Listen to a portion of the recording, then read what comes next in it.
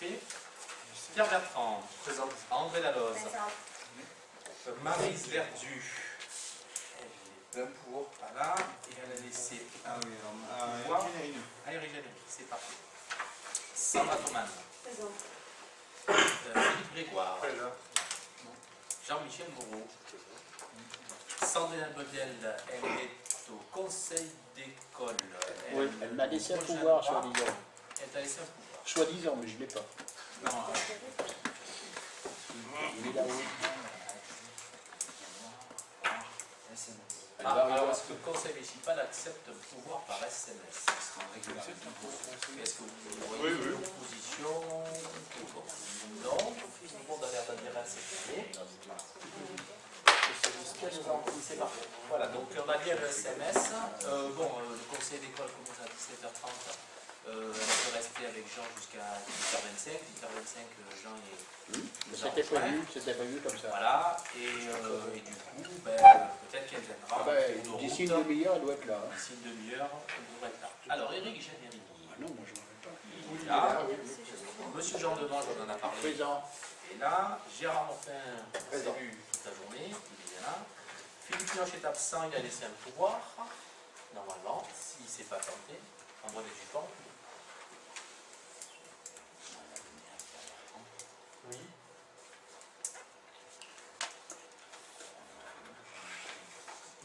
Ah, il s'est trompé, il a laissé un pouvoir. Bon, alors pas de pouvoir pour le... Pas de pouvoir pour Mioche. Christine Brochet. J'ai les pouvoirs. Alors, Christine Brochet, elle est absente, elle a laissé un pouvoir à André Lanoux. Gilles Durand, il est absent, elle a laissé un pouvoir à moi. Gilles Durand. On parle de Durand. Gilles Durand, laissé un pouvoir à Pierre Bertrand, c'est correct, oui. Voilà. Mireille Jouve, elle a dû laisser un pouvoir. À M. Poussardin. Très bien. Béa Béringuet, moi je l'ai vu. Voilà. Fred Blanc. Grégoire Philippe. Il a laissé un pouvoir à Grégoire. Béa Michel, je l'ai vu. Christine Gendron, absente et pas de pouvoir peut-être. Très bien. Corinne de Kayser, absente. Béatrice Michel. Très bien. Cathy Jane, je l'ai vu. Fred Orsini, je l'ai vu. Fabienne Manisco, je l'ai vu. Stéphane Lepeau, je l'ai vu. Gisèle Spidani. Elle arrive, mais on a un pouvoir.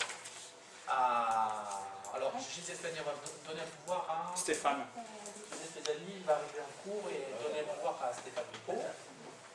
Karen Médina. Elle est prise, elle m'a laissé un pouvoir. Donc, pouvoir à Gilles et Gilbert J. Présent. Voilà, on a tout.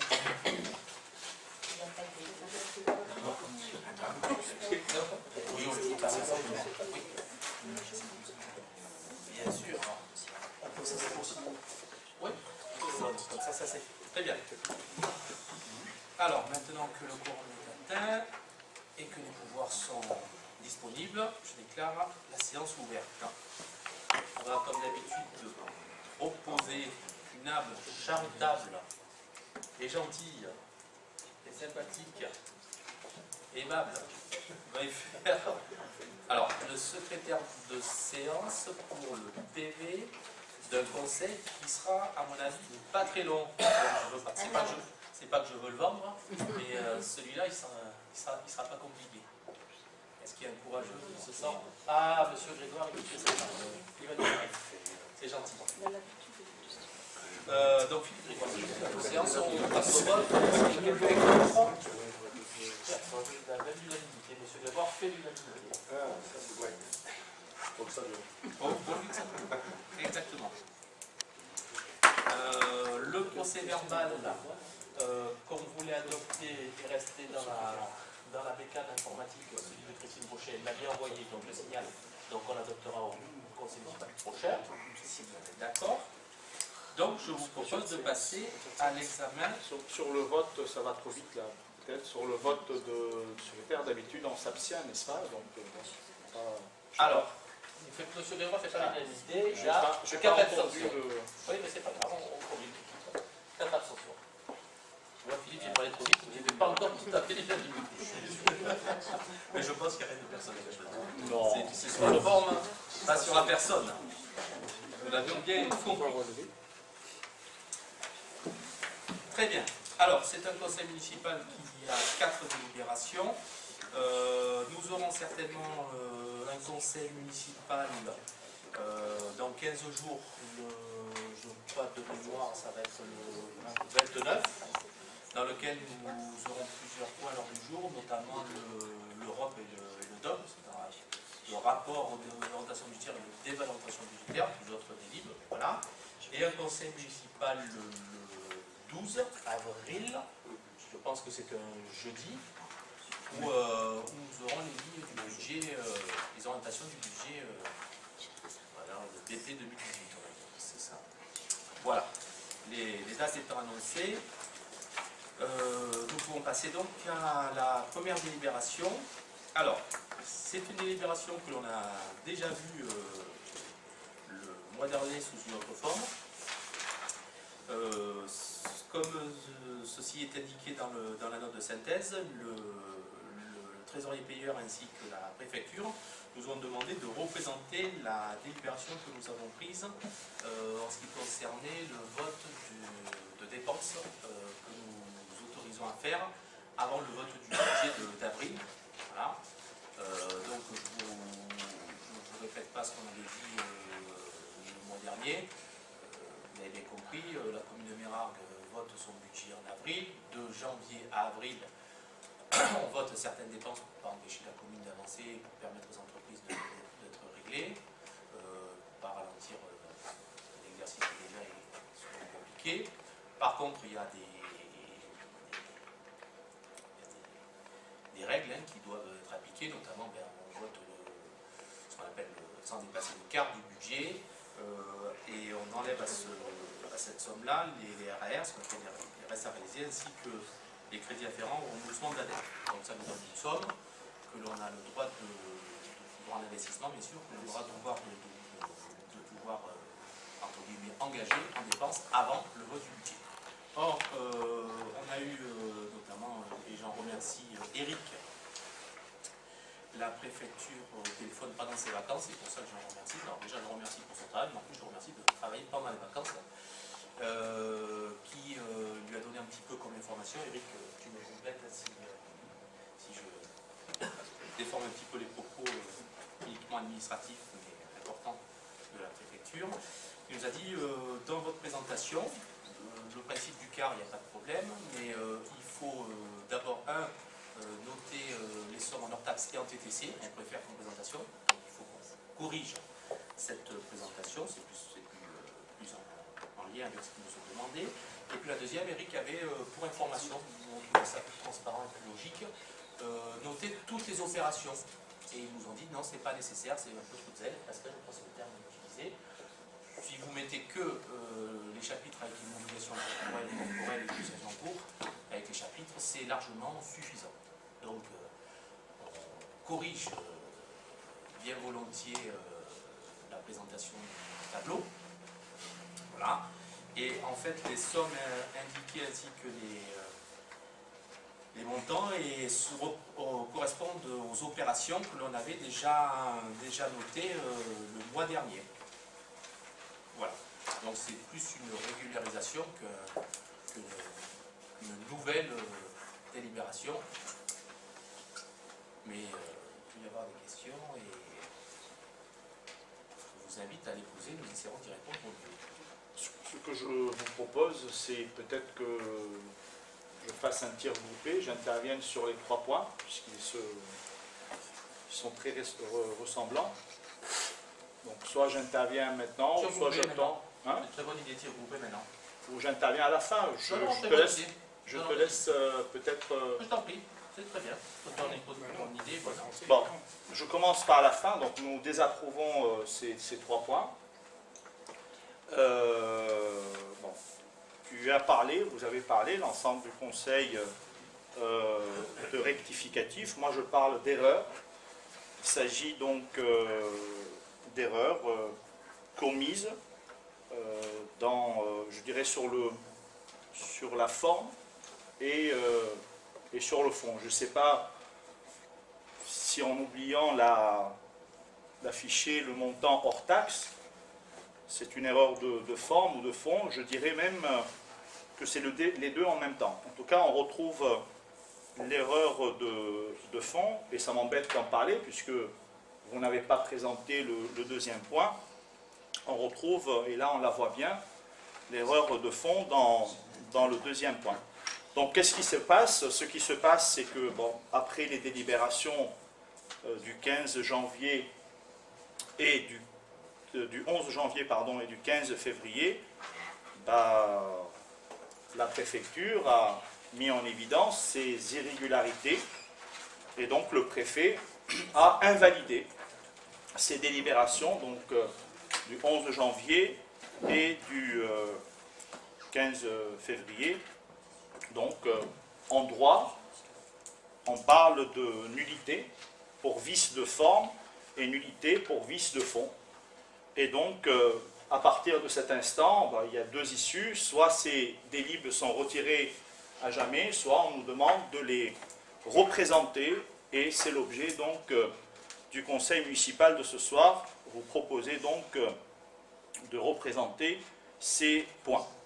Alors, il s'agit de délibes particulières, et nous vous avons averti à plusieurs reprises, en tout cas le 11 janvier et le 15 février, des libres très rares, des libres très particulières, des libres qu'on utilise, je dirais, en dernier recours, lorsqu'on est ric-rac avant de voter le budget. Le conseil municipal autorise le maire d'engager, de liquider, de mandater les dépenses d'investissement avant le vote de budget, dans la limite du quart des crédits. Encore une fois, et je l'ai dit la dernière fois, j'ai autour de moi des amis maires, des amis conseillers municipaux ou adjoints, et il est clair, dans les mairies autour de nous, on n'a pas vraiment recours à cette délib. Ce qui est très particulier pour nous, c'est qu'on a refait cette délib 3 fois. Donc le 11 janvier, le 15 février, et aujourd'hui, le 15 mars. Et lorsqu'on fait quelque chose qui est très rare, que l'on ne fait pas très souvent, etc., qu'on refait cette chose 3 fois, on maximise, je dirais, la possibilité de faire des erreurs. Et c'est ce qui s'est passé. Alors je vais découper mon propos en 4 points. Le premier, quelles sont ces erreurs? Je voudrais démontrer à l'Assemblée qu'il s'agit d'erreurs graves, de comptabilité publique assez graves. Pourquoi on a commis ces erreurs? Le deuxième point. Quelles sont les conséquences de ces erreurs pour la commune? Et quatrième point, qu'aurait fallu faire? Comment il aurait fallu faire pour éviter ce type d'erreur? Et je terminerai mon propos, Monsieur le maire, mes chers collègues, par 2 questions, 2 petites questions, et j'attendrai bien sûr des réponses de votre part. Alors, premier point, quelles sont ces erreurs? Bon, vous n'avez présenté que le premier point, il faut présenter le deuxième point pour voir ces erreurs, mais vous m'avez donné la parole et je vais vous en faire part. Alors, premièrement, je pouvais parler à la fin du troisième point. Premier point, le montant hors taxe TTC. Bon, c'est une erreur qui me semble assez grave en comptabilité publique, dans la réglementation de la comptabilité publique. Alors, elle est grave, cette erreur, et je me permets d'informer l'Assemblée, en tout cas de montrer à l'Assemblée, si vous descendez au deuxième point, vous le voyez, que cette erreur, elle n'est toujours pas corrigée. On la retrouve dans, s'il vous plaît, est-ce que vous pouvez descendre, Monsieur Grégoire? Voilà, on le voit là. Voilà, le chapitre 204. Montant, donc ça doit être les opérations façade. On voit le montant TTC, 5 380 €, mais on ne voit pas le montant hors taxe. Donc je vous propose naturellement de le corriger, parce qu'on n'a pas envie d'avoir un énième conseil municipal pour remodifier tout cela. Alors, cette erreur, bien sûr, on la retrouve également dans la confusion que vous effectuez entre le chapitre 20, puisque ces opérations façades, dans la délibération du 15 février, apparaissaient dans le chapitre 20. Or, dans la réglementation publique, c'est très clair, c'est écrit noir sur blanc. Lorsqu'on parle de subventions versées au privé, on dit que c'est le chapitre 20, or, sauf le 204, et c'est écrit noir sur blanc dans tout. Or, malheureusement, vous effectuez une confusion et une erreur, encore une fois, assez importante et assez grave.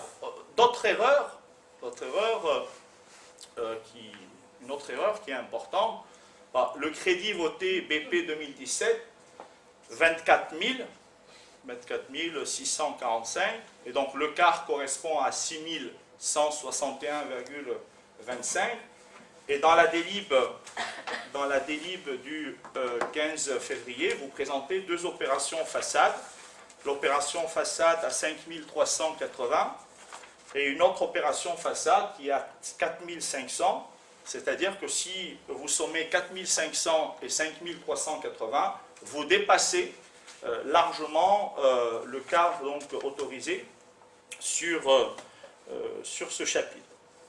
Encore une fois, ce sont véritablement des erreurs de fond et non pas des erreurs de forme légères. Alors, les 50 000 € que vous présentez lors de la délibération du 15 février, encore, les 15 000 €, ils correspondent, c'est écrit, au brut, tranché plus canalisation. Pierre, je t'avais interrogé sur le sujet, tu m'as répondu, c'est important, c'est rapide, il faut qu'on le fasse. Je t'ai dit que c'est un projet qui date de très longtemps, l'alimentation sur les quartiers ouest. Alors, bon, là aussi, il y a une erreur, puisque c'est 50 000 €. Alors, j'attire l'attention de l'Assemblée. À l'époque, on trouvait que ça allait un peu trop vite, hein, on vous l'a dit. Il n'y avait pas de marché qui était attribué. Et on voit le vide dans le tableau, il n'y avait pas de marché attribué. Or, vous avez quand même voulu présenter ces 50 000 €. Et là, il y a une erreur, puisque ces 50 000 € disparaissent des immobilisations corporelles et atterrissent donc dans la délibération d'aujourd'hui dans les immobilisations en cours, ce qui signifie véritablement, encore une fois, qu'il y a une erreur de fond importante. Vous confondez les immobilisations corporelles et les immobilisations en cours. Pourtant, la réglementation en termes de comptabilité publique est très très claire. Bon, je vais peut-être m'arrêter en ce qui concerne les erreurs. Et le premier point, bon, nous trouvons quand même assez surprenant, je veux parler de la délibération, encore une fois, d'aujourd'hui, sur l'autorisation donnée au maire de liquider, d'engager, etc., pour la troisième fois, de trouver le montant de 50 €. Le montant de 50 €, bon, vous me direz quoi correspond le montant de 50 € que vous allez mettre dans l'autorisation numéro 3. Ce que je veux dire ici, lorsqu'on travaille de cette manière-là, très rapidement, à la va-vite, lorsqu'on commet des oublis, bon, il y a des erreurs, mais les erreurs, malheureusement, attirent des erreurs. Lorsque vous prenez le risque, descendez s'il vous plaît, sur la délibération numéro 3, de demander l'autorisation de dépenser 50 balles, 50 €, donc 60, bon, on ne peut, encore une fois, malheureusement, qu'accroître cette probabilité, cette possibilité de commettre des erreurs. Alors pourquoi, deuxième point, pourquoi on commet ces erreurs? Je l'ai dit à plusieurs reprises, nous vous avons alerté, nous avons voulu débattre avec vous et dire que, bon, le 11 janvier, on l'avait dit, c'était trop tôt, commencer l'année par cette délibération, ça venait trop tôt, il fallait peut-être prendre un peu plus de recul. Vous avez dit non, non, non, c'est bon, on a tout cerné. Bon, le 15 février apparaît une autre délibération et la preuve, elle n'était pas suffisante puisque vous vous en provoquer une pour aujourd'hui. Bon, qui commet ces erreurs? C'est une question très importante et je salue les propos de M. le maire lorsqu'il dit bon, ce ne sont pas les agents, et je remercie Eric, bon, il faut peut-être aussi remercier d'autres agents qui travaillent au service de la comptabilité, sans citer son nom. J'adhère complètement à ce que tu dis, Fabrice. Il ne faut pas donc accabler les employés, mais il y a bien un responsable. Il y a bien un responsable dans ce qui se passe. Bon, le groupe d'opposition a réfléchi, hein. Il a voulu savoir un petit peu qui est le responsable. Ben, le responsable, c'est le décideur. Bon. Et le décideur en politique, c'est qui? Ben, c'est l'élu. Voilà. Et l'élu des élus, c'est qui? Eh ben, c'est le maire. Voilà. Donc, je me permets de te le dire, tu es le maire, tu es le chef d'orchestre, tu es celui qui doit donner les ordres, les impulsions à cette commune. Et, bon, je m'excuse de te le dire publiquement, bah, tu es responsable, cher Fabrice, de ces erreurs, bien sûr, avec l'ensemble des personnes que je ne connais pas, qui t'aident à décider. Et encore une fois, je salue tes propos qui consistaient à dire en début de séance, ce ne sont pas les employés de mairie que je salue, ils sont allés chercher, etc., pour rectifier. Mais, quelque part, avec le recul, comment on commet ces erreurs? Ben, on commet ces erreurs parce qu'on travaille dans la précipitation. Je l'ai déjà dit. On commet des erreurs lorsqu'on travaille à court terme. On ne regarde que le court terme et jamais le long terme. On commet ces erreurs lorsque on travaille dans la précipitation, je répète, et on travaille par anticipation sur un budget qui n'est pas établi encore. Sur un budget qui n'est pas établi. Et je veux donner des exemples. Je me permets de vous donner des exemples publiquement. Pourquoi vous avez mis 200 000 € de dépenses sur la délib du 11 janvier pour faire les fouilles, alors que le 15 février, vous allez ajouter 714 € pour la publication, consultation de marché? Je l'ai déjà dit, normalement, on dépense pour publier un marché avant, et donc on identifie les véritables coûts avant d'estimer les coûts. Or, vous avez estimé les coûts avant de publier le marché, et le 15 mars, aujourd'hui, vous revenez sur ces fouilles, et dans la délibération numéro 3, vous ajoutez 15 000 €, encore une fois, dans ces fouilles. Donc tout cela montre des imprécisions et un travail donc dans la précipitation. Deuxième exemple, toujours ces 50 000 € pour les travaux dans les quartiers ouest. Bon, on n'était pas au courant, on n'a jamais été, je dirais, consulté, ou on a débattu en conseil municipal sur ces travaux, donc ils apparaissent. Bon, oui, il faut le faire, mais c'est quelque chose quand même qui aurait pu être réfléchi et mis en évidence l'année passée, c'est-à-dire en 2017, lorsque je dis l'année passée, c'est-à-dire pourquoi pas procéder par une décision modificative du budget et organiser peut-être le financement de ces 50 000. Mais ça va tellement vite, et je vous le dis publiquement, hier, il y a des habitants des quartiers ouest qui ont été, encore une fois, surpris de voir la route bouchée, le rond-point fermé, la route déviée, sans aucune information donnée au préalable. Mais pourquoi agir de cette manière-là? Dans la précipitation, et je vous le démontre encore une fois, cette précipitation conduit aux erreurs.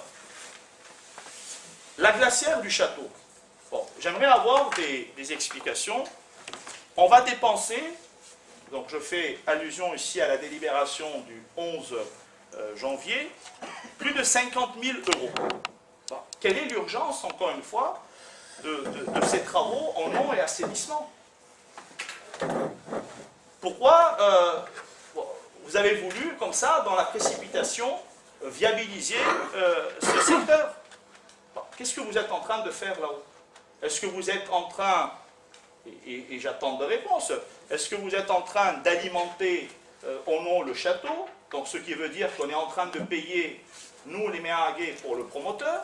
Je veux dire, qu'est-ce que ça apporte là dans le mois? On aurait pu attendre le vote du budget et débattre de cette question. Je veux dire, on dépense plus de 50 000 € pour la glacière de Château, là où il y avait la piscine, amener l'eau potable et l'assainissement. Donc j'aimerais, alors que j'ai amené le PLU, ici on est dans une zone qui est particulière, et c'est tout à fait normal, qui protège le château, etc. Est-ce que, voilà, donnez-moi des explications. En tout cas, à cette question, pourquoi vous avez commis ces erreurs, c'est le travail dans la précipitation. Vous voulez montrer à la population qu'il y a un changement, voilà. Un changement, on ne l'amène pas comme ça en 1 mois ou 2 mois. Vous êtes au pouvoir, pour certains d'entre vous, depuis 20 ans. Bon, déjà, c'est honteux, au bout de 20 ans où on siège au conseil municipal, de commettre ce type d'erreur. Donc vous êtes au pouvoir, pour certains d'entre vous, depuis 20 ans, et vous commettez ces erreurs. Et monsieur le maire, je vous l'ai déjà dit, on fait appel à votre sens des responsabilités.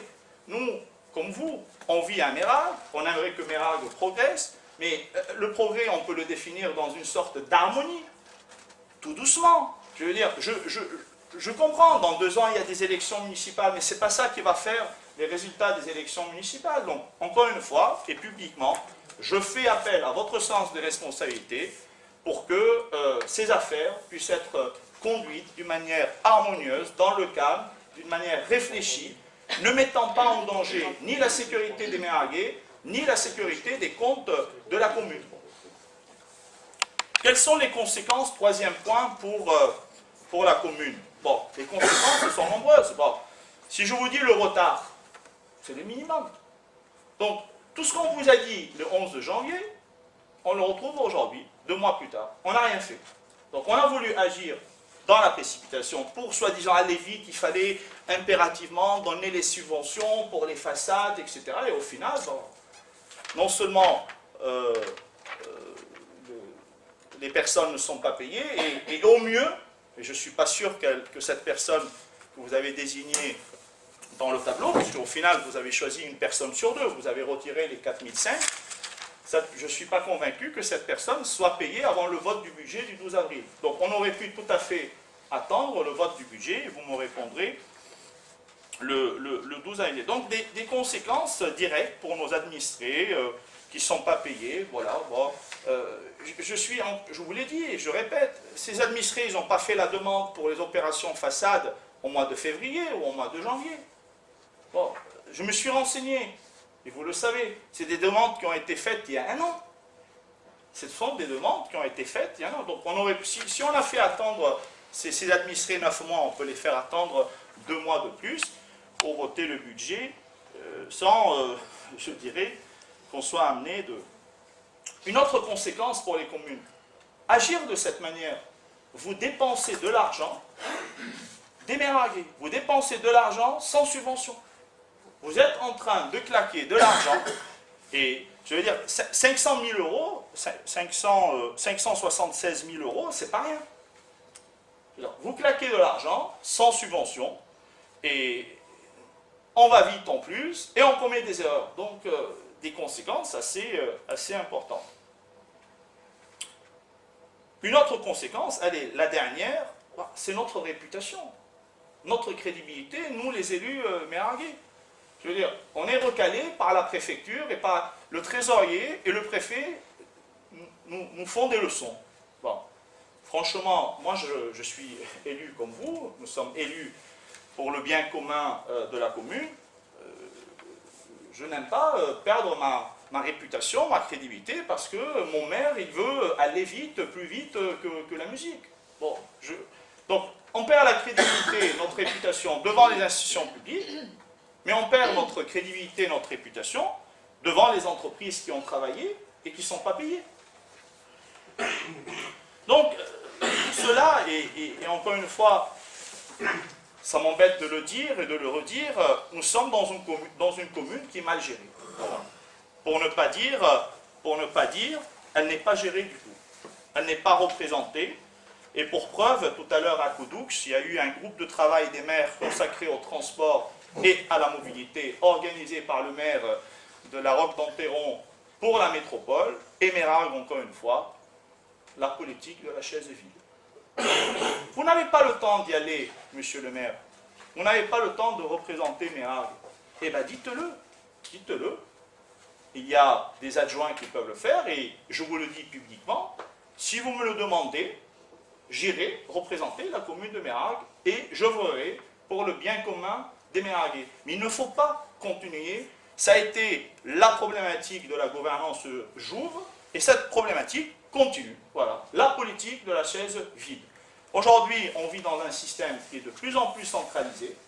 Il faut aller à la chasse. Voilà, je parle devant des chasseurs ici. Il faut aller chasser sur un terrain qui est difficile, qui est miné. Si on ne va pas à la chasse, on n'aura rien. Et donc la politique de la chaise vide est une politique qui est très mauvaise. Dernier point qu'aurait fallu faire pour éviter tout cela. Je commencerai par vous dire qu'il aurait fallu monter un budget bon en 2017. Si on est dans cette situation aujourd'hui, c'est que notre budget voté, nous ne l'avons pas voté, nous le disons publiquement, mais nous ne le revoterons pas certainement le budget de 2018 pour des mêmes raisons. Il aurait fallu monter un budget qui est clair, qui est sincère, qui est prévisible, et qui aurait permis à la commune, comme d'autres communes environnantes, de continuer à dépenser et à poursuivre naturellement les opérations. Et pourquoi vous n'avez pas, deuxième point, fait appel aux décisions modificatives en fin d'année 2017 ? Fabrice, bon, tu n'étais pas maire à l'époque, vous l'avez fait pour donner 500 € à une association. Vous avez fait une décision modificative du budget pour donner 500 € à une association. Vous ne pouvez pas faire une décision modificative pour donner de l'argent pour l'opération façade, il y a 10 000 balles, ou pour une opération. Je veux dire, les décisions modificatives, elles sont faites pour ça. Elles sont faites pour ça. En fin d'année 2017, on aurait pu tout à fait imaginer que le budget est serré, est tendu, etc. Il n'y a pas de problème. C'est quelque chose qu'on peut constater. Bon, on fait une décision modificative avant que l'année 2018 débute. Troisième point, préparer, et je vous le dis depuis 4 ans, préparer plus rapidement le budget de l'année suivante. Mais tu viens de le dire, et je te remercie encore une fois publiquement de nous annoncer les dates des conseils municipaux, du 29 mars et du 12 avril, mais tu te rends compte, le 29 mars pour le DOB, mais c'est trop serré, on n'a même pas le temps de débattre, on n'a même pas le temps de prendre du recul, et vote du budget 2 semaines plus tard. Dans d'autres communes, le DOB, il est présenté 1 mois et demi, voire 2 mois, bon, c'est la limite de 2 mois avant. Donc on a le recul, opposition comme majorité, nécessaire pour débattre, pour discuter, etc., etc. Quatrième élément, bon, c'est ces délibérations, et je vous l'avais dit le 11 janvier, la première, je vous avais dit, elle intervenait trop tôt. Il aurait fallu laisser passer un peu le temps, avoir une vision peut-être un peu plus claire sur ce début d'année 2018. Bon, vous n'avez pas voulu nous écouter, mais c'est tout à fait normal. Ce que je voulais dire ici, il fallait peut-être attendre le moment opportun pour présenter cette délibération, donc autorisation donnée au maire de liquider, de mandater, etc. Et non pas nous présenter 3 fois cette délibération, et en plus d'être recalé par le préfet. Et bon, même aujourd'hui, je dirais, vous commettez à mon sens, à notre sens, on a travaillé le conseil, une erreur. Bon, on a été recalé sur 2 points.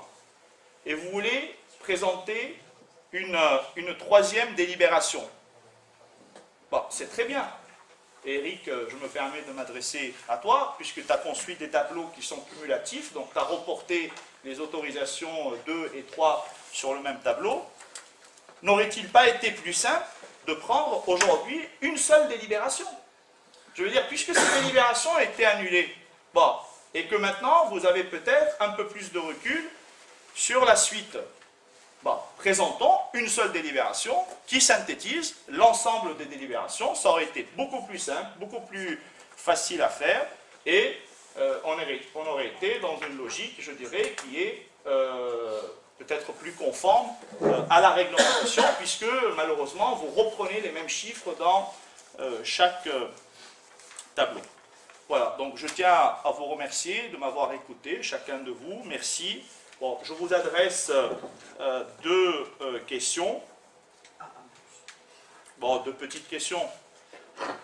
A-t-on déjà engagé certaines sommes? Parce que vous avez dit en début de séance que des opérations ont été lancées, etc. Est-ce qu'on a payé? Et si on a payé, bon, qu'est-ce qui va se passer? Donc, quelle est la légalité de ces versements? Et que vont dire les services de l'État? Comment sortir de cette situation si des paiements ont été déjà effectués? Je vous remercie. Merci Gilbert pour ton intervention. On va essayer de répondre au mieux à toutes ces informations et ces questions que tu poses. Alors, d'abord de façon générale, pour mémoire, la commune de Mérarques, et je vous l'ai déjà expliqué au conseil de janvier et de février, traditionnellement vote son budget en juin. En avril, pardon. Et de janvier à avril, donc, on utilise le système qui est d'ailleurs prévu par l'article du Code général des collectivités territoriales, de dépenses en investissement respectant le quart du budget. Voilà. Pour mémoire aussi, je pense que ça fait des années que l'on procède ainsi, et pour ma part, c'est la première fois que je vois la préfecture nous signaler, à la grande surprise d'ailleurs, que la présentation peut être corrigée, améliorée. C'est-à-dire que les autres années, ils n'avaient rien à redire en tout cas. Deuxièmement, l'occasion m'est donnée aussi pour vous signaler que la trésorerie de Pérol, d'après les bruits de couloir que j'entends, service public, j'estime en tout cas, est un peu entre guillemets sur la sellette. Et si d'aventure tel était le cas, si les couloirs devaient se confirmer, je vous proposerai au prochain conseil de prendre une délibération permettant de montrer combien la commune de Mérarques est attachée à cette trésorerie à Pérol et combien il est peut-être important et de bon ton de pouvoir la conserver et de ne pas les prendre d'une trésorerie soit à Aix ou à Marseille. Voilà, donc j'attends plus d'informations et dès que je serai en possession de ces informations, bien entendu, si tel devait être le cas, nous prendrions une délibération de soutien au maintien de ce service public, bien entendu en collaboration avec certainement les autres communes et surtout, avant tout, bien entendu, la commune de Pérol qui, comme vous le savez tous, accueille cette trésorerie sur son territoire. Donc, quoi qu'il en soit, les autres années, la préfecture n'avait rien à redire sur ces décisions. On présentait en TTC par Nortax et on notait par transparence, comme je vous l'ai dit, les opérations qu'on souhaitait engager. D'ailleurs, sur le conseil de janvier, c'était plus transparent. Voilà. Sur le conseil de janvier, d'ailleurs, vous auriez dit. Et sur le conseil de février, alors, je ne sais pas pourquoi, hein, on vous a attendu, et pourquoi les années précédentes, vous n'avez pas fait la remarque, ça ne devait pas être si grave que ça, puisque je vous dis, pendant des années, ils ne nous ont rien dit, donc voilà. Et quand Eric les a eus au téléphone, suite à leur courriel, parce qu'en fait, pas si grave que ça non plus, puisqu'ils nous ont envoyé juste de mémoire, je crois, un courriel nous indiquant, côté CD livres, il faut un petit peu les toiletter et les reprendre, parce qu'on peut largement les améliorer. J'ai pas eu un courrier du préfet qui nous dit qu'on avait fait n'importe quoi. Du coup, on tacte. On met du TTC, il faut mettre leur taxe en plus du TTC. Je ne pense pas que ça soit ici. centimes. On détaille tous les chapitres. Là, on nous dit simplement de mettre l'intitulé des chapitres et de ne pas aller dans les opérations. Bon, je pense qu'il n'y a pas de péril dans la demeure et que les choses pourront être corrigées facilement. Alors, en ce qui concerne la délib convérant numéro 2, il y a eu une erreur d'imputation de chapitre. Voilà, tout à fait vrai. Nous avons fait une imputation sur le chapitre 20 de la somme, je ne sais plus, ça c'était là. Et donc c'est pas une somme extraordinaire. Et en fait, il fallait faire cette imputation sur le chapitre 204. Voilà. Donc Eric s'en est aperçu, d'ailleurs, au moment où la préfecture, elle ne l'avait pas vu, non plus, et le trésorier non plus. Eric s'en est aperçu quand justement il a voulu toiletter le hors-taxe et le TTC. Voilà, il s'est dit, tiens, mince, en plus, on a vu qu'il y avait une mauvaise imputation. Profitons de la délit pour la corriger. Voilà, c'est tout. Donc c'est 5380 € TTC que l'on corrige. Voilà. Je ne pense pas que ça mette en péril notre budget. Voilà. En ce qui concerne l'opération d'eau brute dont je posais la question, quartier ouest, je l'avais expliqué au conseil municipal dernier. On a rencontré la Société du Canal de Provence entre janvier et février, et ils nous ont proposé d'améliorer notre réseau avec une dépense qui était conséquente. Or, on leur a expliqué qu'on faisait des travaux en eau potable, parce qu'il fallait faire un maillage pour les quartiers ouest pour l'eau potable. Et donc, là-dessus, ils nous ont dit, ben, écoutez, si vous arriviez en 3 semaines à nous faire une surlargeur pour passer en plus le tuyau de la SCP, vous pourriez faire des économies dans l'opération. On a tout tenté pour le faire. En 3 semaines, essayer de voir avec l'entreprise passer un marché en urgence. Bon, voilà, contact. C'était une opportunité, et quelquefois, ben, il faut savoir saisir les opportunités. On leur avait dit que c'était très compliqué, qu'on avait très peu de temps. On essaiera de le faire plus tard, puisque le temps est compliqué. Toi-même, tu dis qu'il ne faut pas aller aussi vite sur ce projet-là. Par contre, les travaux qui sont sur les quartiers ouest aujourd'hui sont des travaux d'eau potable de la Seine, notre Fernier, qui vont nous permettre de faire un maillage et qui vont nous permettre d'améliorer les débits sur ce grand quartier qui est le quartier ouest et apporter un peu plus de confort à tous ceux qui sont raccordés à l'eau de vide. Voilà. Quant à la canalisation de SCP, je rappelle simplement qu'elle est déjà existante. C'était une dilatation, c'est-à-dire qu'on enlevait une plus petite pour mettre une plus grande. Voilà. C'est pas une création. Les gens des quartiers ouest, ils ont tous de l'eau. Voilà. En ce qui concerne, tu cites le responsable, moi j'ai pas l'habitude de me cacher derrière les autres. Le maire est seul responsable. Voilà. Et si on n'a pas mis le chapitre d'imputation sur le bon chapitre pour 6 ou 7 000 € du 20 au 204, je ne me cache pas derrière les agents. Voilà, je suis responsable de cette erreur que j'estime pas être une grave erreur et je ne vais pas me faire harakiri non plus. Voilà. Même chose pour la présentation hors taxe ou TTC. Voilà. Depuis des années on le faisait comme ça. Alors, si tu veux dire le maire est seul responsable, en effet. Donc, on présente hors taxe et TTC, on corrige l'erreur. Encore une fois, je n'ai pas l'impression que ça empêche la préfecture de dormir, ce genre de choses. Tant est que si c'était le cas, depuis des années, ils auraient déjà dû nous faire la remarque. Tu as parlé de la glacière du château. La glacière du château, nous avons pour ambition, puisque nous avons récupéré le parc à l'euro symbolique, et il a été donné par l'aménageur qui fait des travaux, d'ailleurs, et des logements sur le château de Mérague, et nous avons décidé de profiter d'une subvention du département et de la métropole pour ce qu'on appelle adapter les bâtiments publics à la mobilité personnes à mobilité réduite, l'agenda ADAP, le plan ADAP. Donc, il nous restait un petit peu d'argent sur ce plan-là.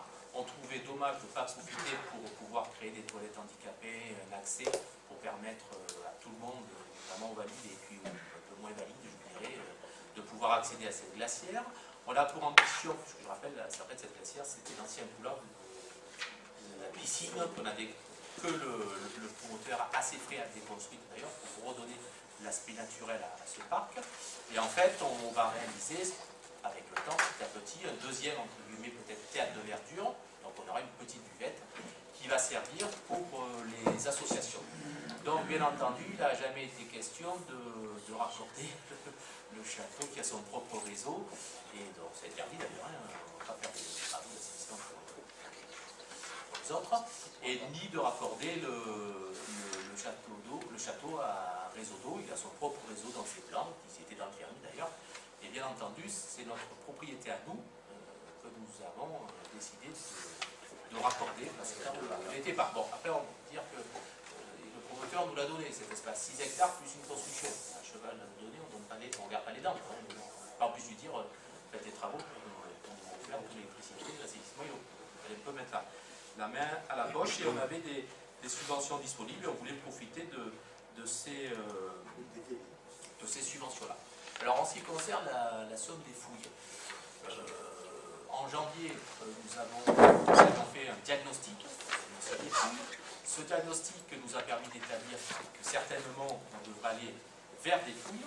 Hein. Le diagnostic, en fait, il sert à dire il y a des choses à voir ou pas, et s'il y a des choses à voir, voilà ce qu'il va falloir mettre dans les cahiers des charges pour aller chercher l'entreprise correspondante, puisque l'entreprise, à partir de ce cahier des charges, elle peut établir un devis. Donc, à la suite de ce diagnostic, on avait une idée de ce qu'on mettait dans le cahier des charges, donc on avait une idée de ce que ça pouvait nous coûter. Et les archéos de l'INRAP nous avaient dit, par leur expérience, c'est peut-être un chantier qui devrait être entre 200 et 300 000 € et des sous. Donc on avait décidé en janvier de faire apparaître cette somme pour indiquer qu'on fléchait sur notre futur budget les travaux préparatoires à l'installation précise de déplacement de notre stade et de nos tennis sur le plateau de la Plaine, c'est l'ancienne colline qui a marché à la ville de Marseille il y a quelques années, et de pouvoir donc ainsi faire les travaux préparatoires. Donc, ce sont les derniers travaux préparatoires à la création de ce stade et de ces tennis, c'est-à-dire les fouilles. Là-dessus, on a lancé avec le cahier des charges l'appel d'offres. Cet appel d'offres, qui est aujourd'hui, je peux vous l'annoncer, fructueux. On a, sur les 5 réponses, une entreprise qui se dessine. Bien entendu, on n'a pas lancé ni d'ordre de service, ni d'OS, parce qu'il faut s'autoriser à cette dépense. Moi, je ne souhaite pas l'inscrire au budget en avril pour dire à l'entreprise de venir en septembre ou en mai. Voilà, je souhaite avancer. Et de toute façon, ces fouilles sont nécessaires pour pouvoir réaliser sur ce plateau de la Plaine un stade ou un autre projet, si tant est que décide un jour de changer de projet. Donc quoi qu'il en soit, à partir de ce conseil municipal, si on s'autorise à cette dépense, nous pourrons notifier l'entreprise le 19. Je remercie d'ailleurs l'ensemble des services de l'État et notamment le SRA, le service de recherche archéologique, qui nous a étudié, aidé à monter le cahier des charges et notifié l'arrêté de M. le Préfet en un temps, on peut dire, record. Hein. Ils ont beaucoup travaillé pour aller vite. Et du coup, nous avons l'arrêté du préfet nous permettant de faire ces fouilles. Voilà. Alors, en ce qui concerne le montant, bien entendu, quand nous avons eu l'appel d'offres terminé et que nous avons sélectionné l'entreprise à la fois compétente et moins disante, nous avons eu plutôt la bonne surprise de voir qu'on ne s'était pas trop trompé sur notre prévision, puisqu'on est à 262 000 € TTC, je crois, de fouilles sur 8 semaines, ce qui correspond à 219 000 € hors taxe. Voilà. Et donc on avait prévu entre 200 et 300 000, on avait prévu 200 000. Donc on réajuste le budget, puisque maintenant on a le chiffrage définitif. Voilà. En ce qui concerne tu as évoqué le principe des élections municipales et de la vision qu'il faut avoir à long terme. On n'a pas l'habitude, cette équipe, de travailler pour des élections municipales dans un but de réaliser avant des élections municipales. On a pour objectif de travailler ensemble dans le but d'améliorer le quotidien des Marguais et de le faire dans une vision, je dirais, à plus ou moins long terme sur les projets. Un exemple, on était sur le chantier avec Pierre et Gérard du Frédéric Mistral en Valard.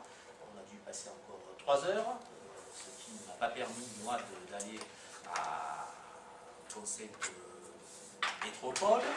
Je rappelle aussi que Mireille n'est pas présente parce qu'elle est au conseil de territoire et il y a tellement de réunions entre le conseil de territoire, le conseil de métropole, le conseil municipal qui arrivent les mêmes jours, compliqué de se diviser. Du coup, elle nous représente au conseil de territoire pendant qu'on fait le conseil municipal. Je l'en remercie. Là-dessus, eh bien, on a pu encore améliorer le projet de l'administration en Valard. On a dû aussi en même temps participer à la correction de certains éléments et on essaie d'avoir des projets aussi qui soient à long terme.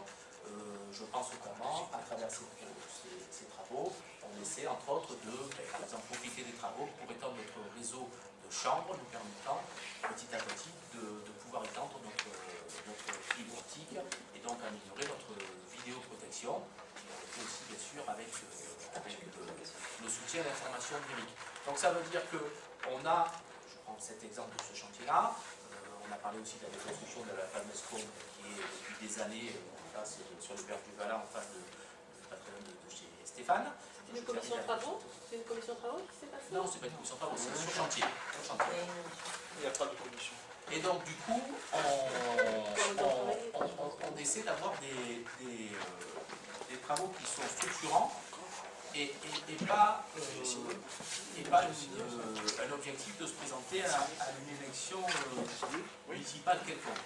On laissera les Mérarguais juger de l'ensemble de notre travail en temps voulu. Et c'est pas pour nous une fixation. Voilà. Pierre complétera certainement des informations en ce qui concerne les quelques travaux évoqués.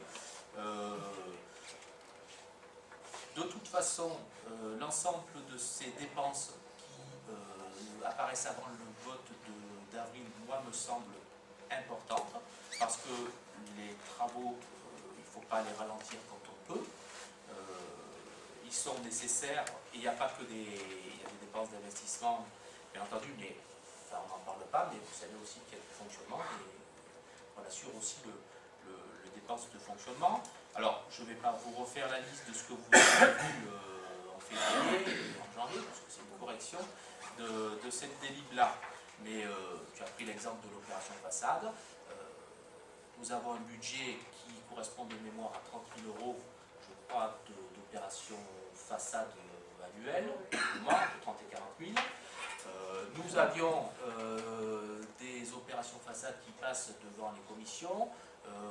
Comment ça se présente? On a une commission, on a l'ABF qui souvent aussi intervient. Ensuite, on a les travaux qui sont réalisés. Ensuite, les travaux réalisés, on retourne devant la commission pour pouvoir vérifier que les prescriptions ont bien été suivies. Des fois, on a des surprises. Donc, on est obligé quand même de dire aux gens, mais vous étiez engagé à faire quelque chose, vous ne l'avez pas fait, on ne va pas vous subventionner, toujours, hein, ou pour partie. On donne 30%, je crois, pour l'instant, et c'est de notre poche, 10% à la métropole, ce qui fait donc 40%. C'est une opération qui, je pense, a du succès. On est à 100 quarantaine. Voilà. Et quelquefois, quand on a des demandes de subventions qui arrivent après notre budget ou quand on a consommé ce budget 30 ou 37 euros. On s'autorise, pour ne pas faire attendre non plus trop longtemps les gens, et avant d'avoir le vote du budget d'avril, à cette dépense. Donc voilà, donc on voit ce qui reste sur le carte budget pour pas ralentir. Ça veut dire en conclusion qu'on va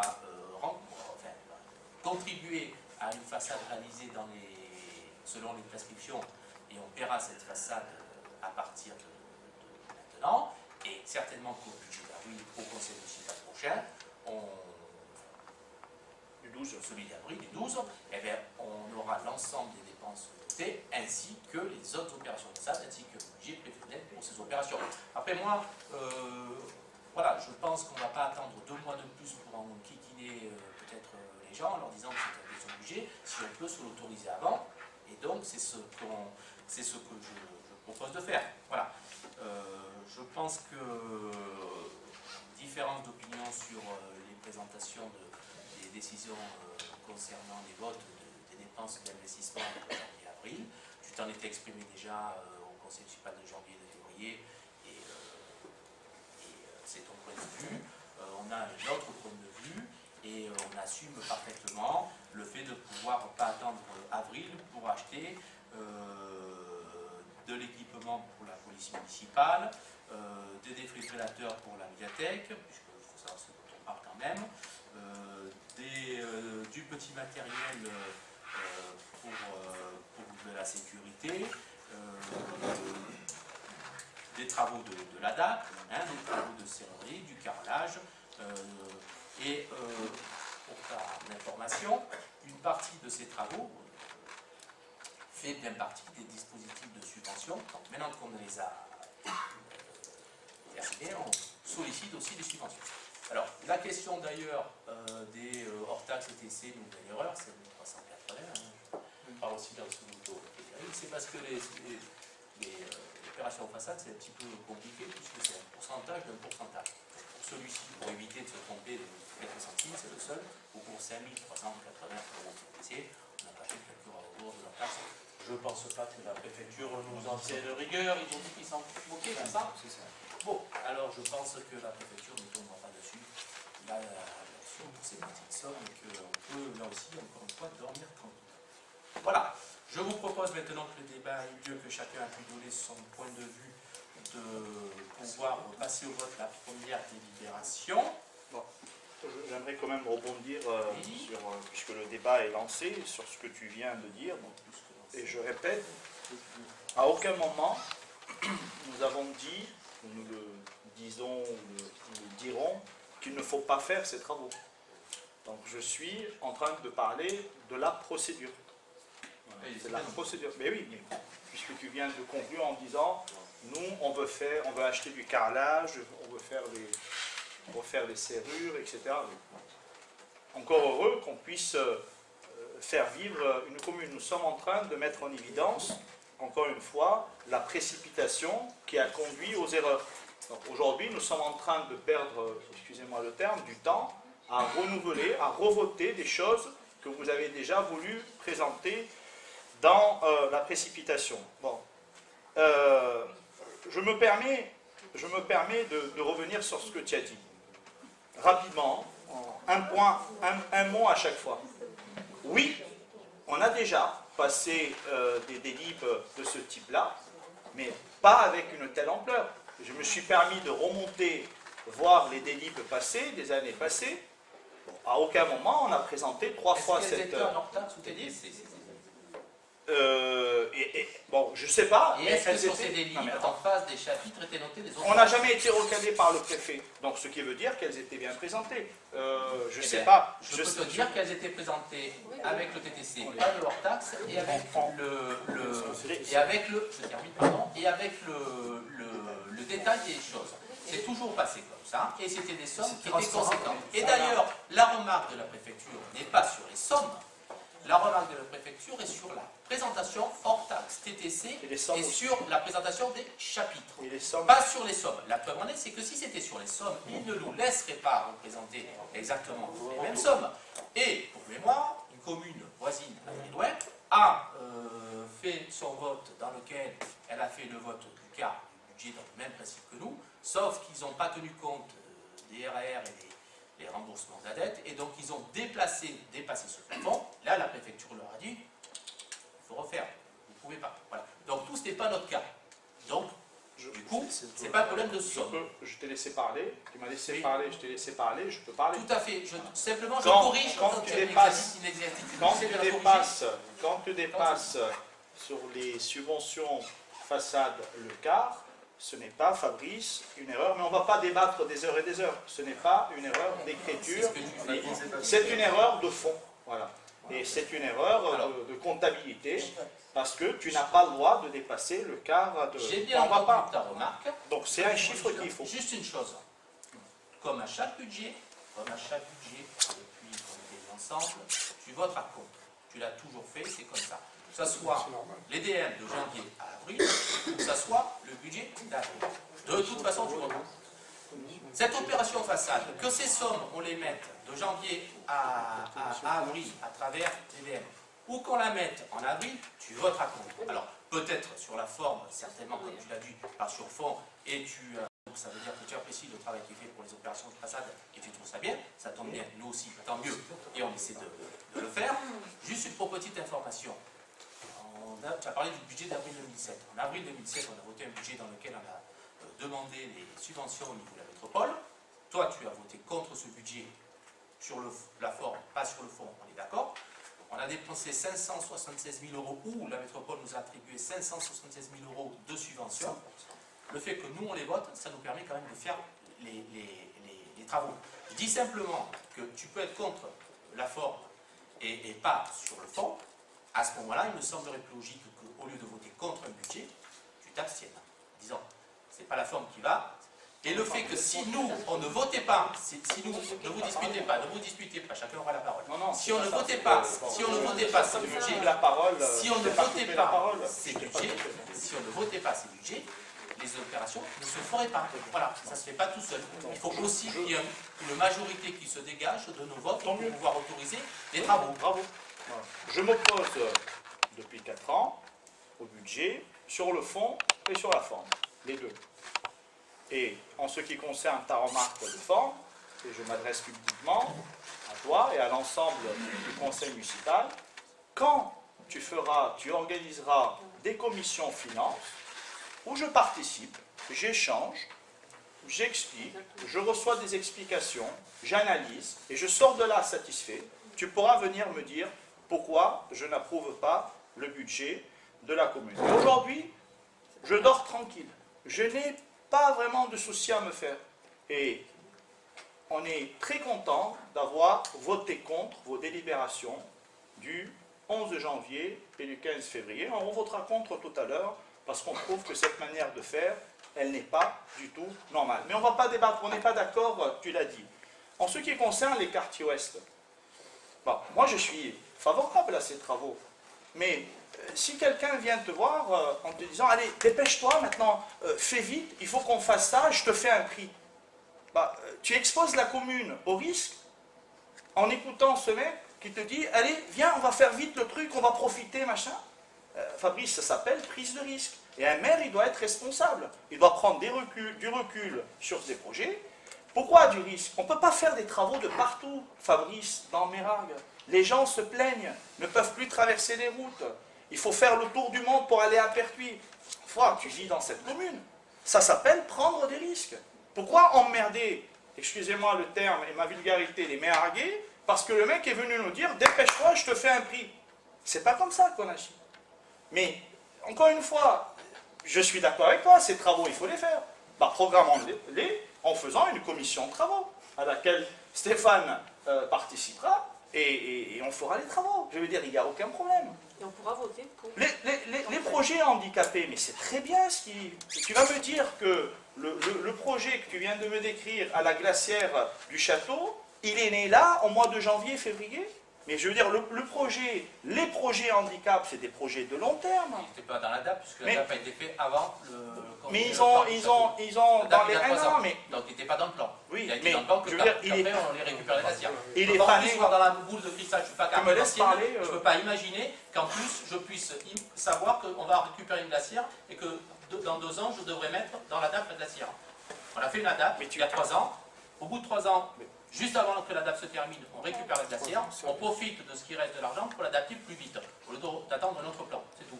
Donc je ne suis pas cartomancienne, je ne suis pas Madame Irma, je ne peux pas savoir quoi récupérer. Dans moins d'un mois, on vote le budget, Fabrice. Dans moins d'un mois. Mais Les fouilles. qu'est-ce qui t'embête? Les On gagne fouilles, 2 mois, on avance, pourquoi les le choses 11 avancent, c'est ça qui janvier t'embête, hein. Pourquoi le 11 janvier mettre 200 000 alors que tu viens de nous donner Je viens de te l'expliquer. approximativement. Mais le aujourd'hui.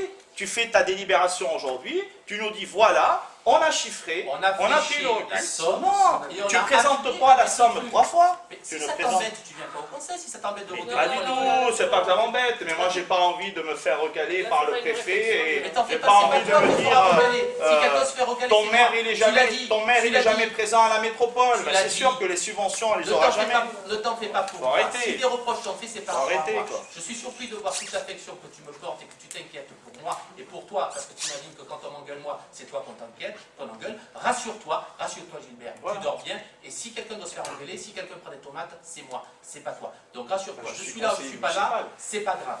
suis Ne conseiller t'inquiète municipal. pas pour moi et ne t'inquiète pas pour nous. Et d'ailleurs, continue à bien dormir. Je continue à bien dormir. Gisèle.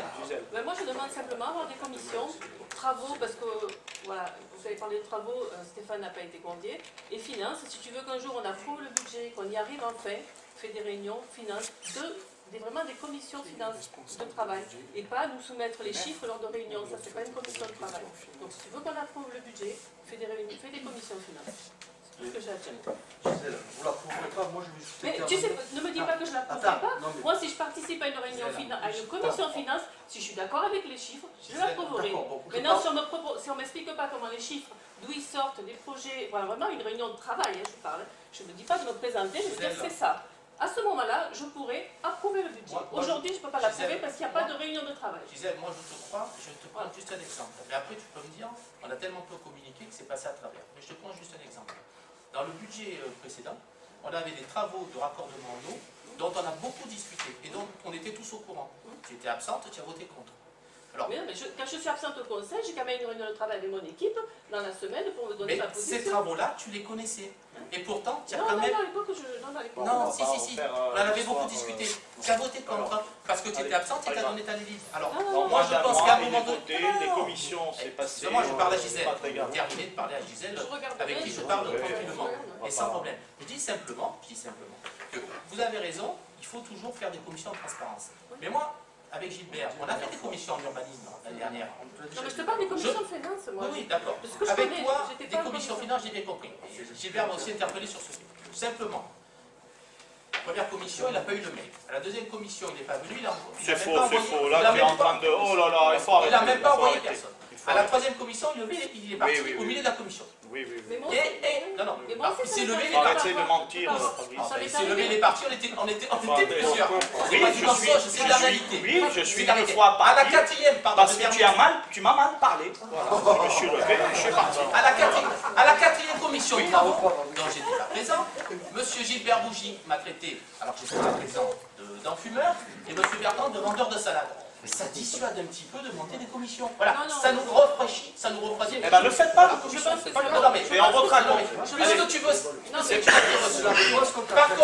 Par contre, Gisèle, je termine, à aucune commission travaux, aucune commission finance, on va mener, tu n'as été irrespectueux. À aucune commission, tu n'as été dans une participation à reculons.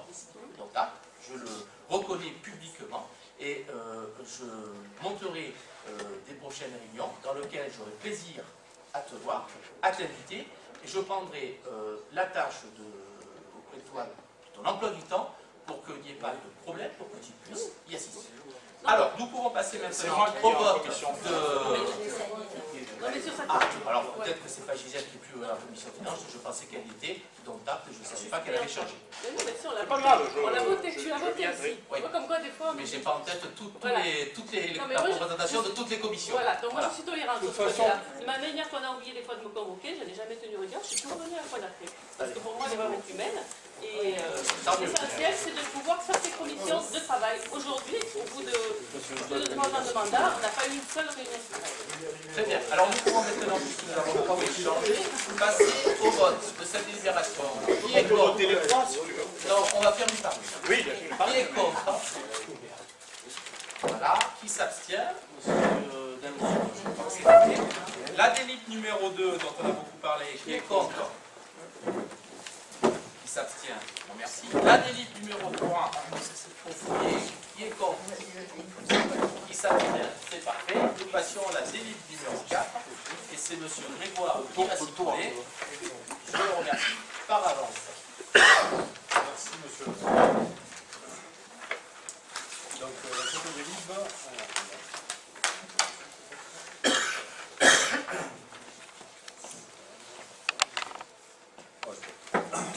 Il s'agit de cette délibération de soumettre à l'application pour notre commune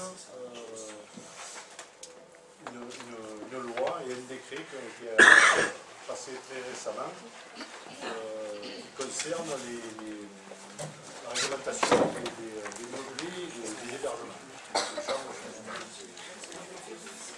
Donc il s'agit tout simplement d'avoir un petit peu, alors au niveau, national, il s'agit plutôt de mettre un petit peu une réglementation et peut-être un frein à ce qui se passe avec notamment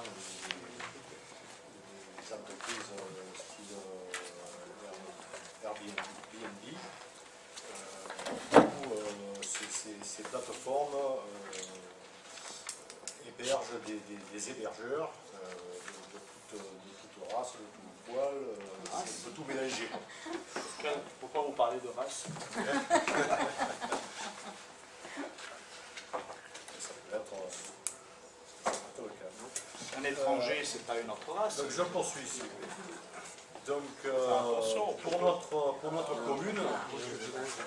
notre commune, il ne s'agit pas justement de faire un grand ménage, mais tout simplement d'avoir un peu plus de visibilité de ce qui se passe en termes d'hébergement sur notre commune.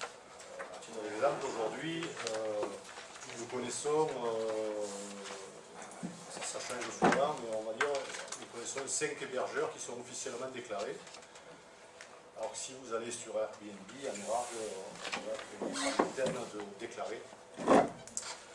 Donc ce n'est pas une obligation, ça ne va pas être une obligation, on ne va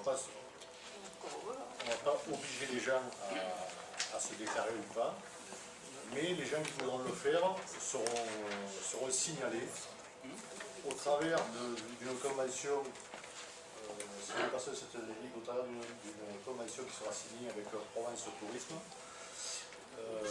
qui mettra en application cette loi sur notre commune, à savoir que quand une personne demandera, une personne de la commune de Mérard demandera un agrément, on sera informé. Et à ce titre, il sera établi un numéro d'agrément qui sera diffusé, un numéro d'enregistrement qui sera diffusé officiellement et que notamment Airbnb sera obligé d'appliquer, de mentionner. Donc ça pourra donner de la lisibilité aux hébergeurs qui jouent le jeu et ceux qui ne le jouent pas. Voilà, tout simplement. Donc pour notre commune, le but est là.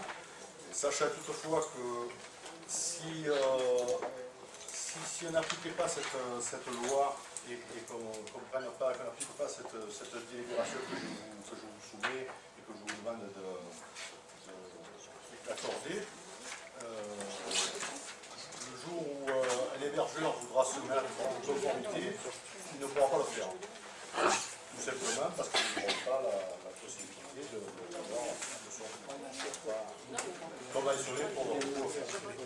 Voilà, donc il s'agit de soumettre la location de courts-durée d'un local meublé en faveur de clientèle de passage à une déclaration préalable qui est soumise à un enregistrement auprès de la commune et en passant par Provence Tourisme qui est anciennement Boucheron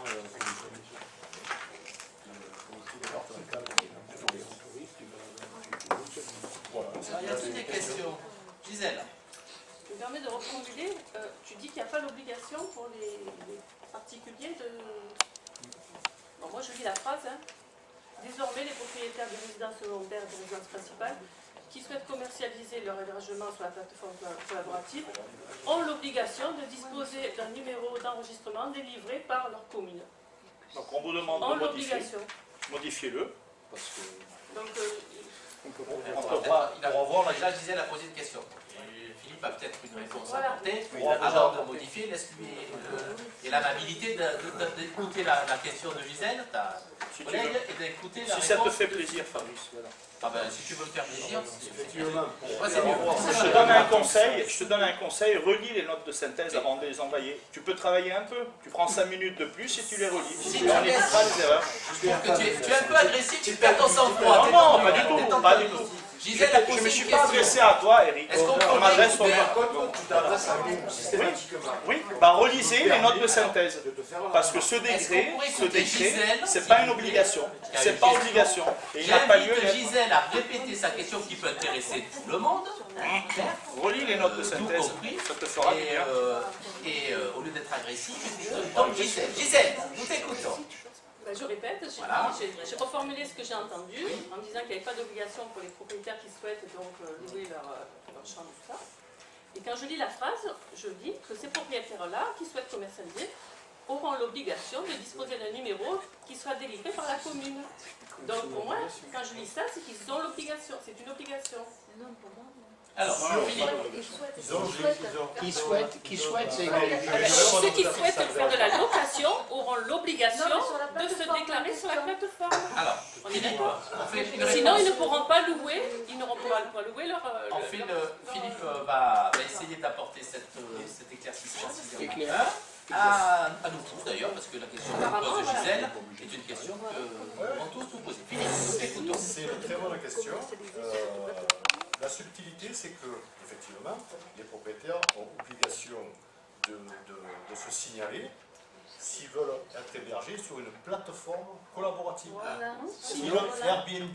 Voilà. Sinon, s'ils ne veulent pas être sur une plateforme, s'ils veulent faire leur business sur le bon point, n'importe C'est où, pas ce qui est écrit. ils seront dans l'illégalité C'est pas ce qui est vis-à-vis de la loi Ça, c'est leur problème. et du décret qui a été passé.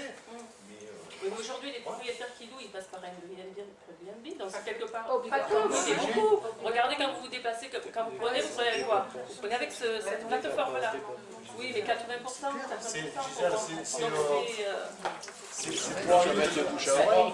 C'est pour arriver à démarquer les gens qui louent vraiment des hébergements de tourisme, qui sont sérieux, qui veulent faire ça, et ceux qui manipulent, qui sont un peu transversaux avec la loi, et qui un coup sont des logements où ils louent à l'année, un coup ils sont en résidence principale, et c'est ce qui se passe normalement. J'ai eu la tête, mais je crois que on a le droit de louer, je ne sais plus combien c'est de mois dans l'année, son logement. Il y en a qui le font sur plusieurs plateformes. Donc ça ne peut rien dire. Le but, c'est que si on a un numéro d'agrément, s'il y a un numéro qui est attribué à ces gens-là, ils ne pourront plus, parce qu'il y aura une traçabilité qui sera faite à travers le département, à travers l'État. Et nous, on sera les premiers informés d'avoir cette lisibilité. Ah, alors, si on peut. Alors, C'est la duration. c'est pas si simple que ça. Alors, si on comprend, ça veut dire qu'une personne qui souhaite avoir un numéro d'agrément, elle va se déclarer, elle va avoir un numéro d'agrément qui va Ça se être. déclarer où? Sur la plateforme d'Airbnb ou Non. pour la commune? De nous. À la commune, d'accord. Voilà. Ce numéro d'agrément lui sera donc attribué et elle aura en plus, en faisant ça, la possibilité de se mettre en conformité avec la loi. C'est ça? Bon.